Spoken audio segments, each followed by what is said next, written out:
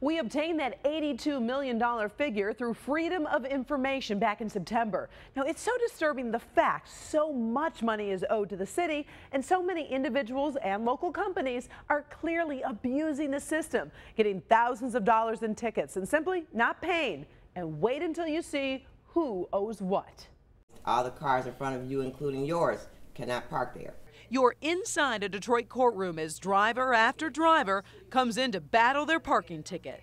I believe this to be a valid ticket. Most have a story why they shouldn't have received a ticket. I have parked there for months and I've never received one of these. Others just end up here paying their fee to the city.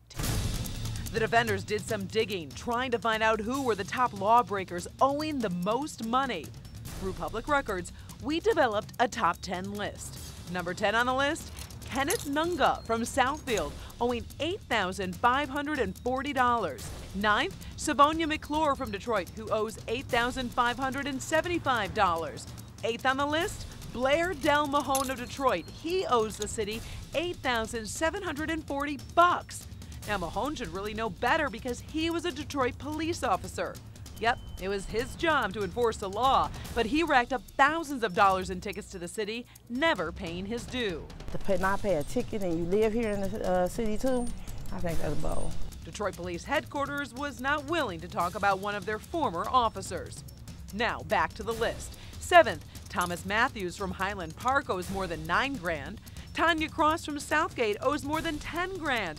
And Janice Suber from Detroit owes the city more than $11 grand in unpaid parking tickets. Well, I think they should get it paid up so the city can get out of debt. The top 4 lawbreakers not paying their parking tickets in Detroit?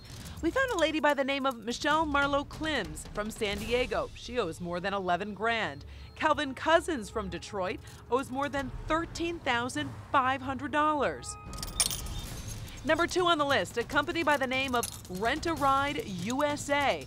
Now, it's registered to this home in Warren, but the company is actually owned by Majid Dabish. He owns this fancy house over on Pelletier Boulevard in Orchard Lake, but apparently can't afford to pay his $14,210 tab for unpaid parking tickets to the city of Detroit.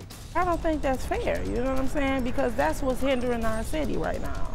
Number 1 on the list, Dice Global Investments in Detroit, owned by Osama Kadi. He owes the city $15,355 in unpaid parking tickets.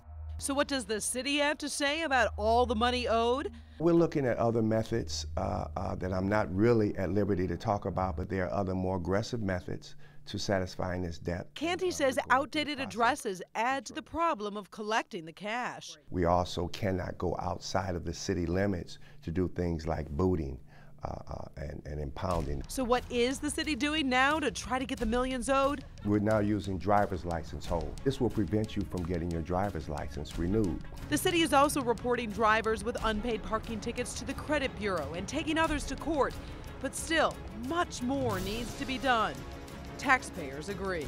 They need to start finding a better way to get their money, or a better way to enforce parking, because $82 million owed to the city is already bankrupt. That's crazy. That $82 million figure does include late fees and court fees. We also learned after 10 years, the city is not allowed to collect those fees. And so some of that $82 million is overdue by more than 10 years, meaning some of those fees the city will never, ever see. Karen Drew, Local 4 Defenders.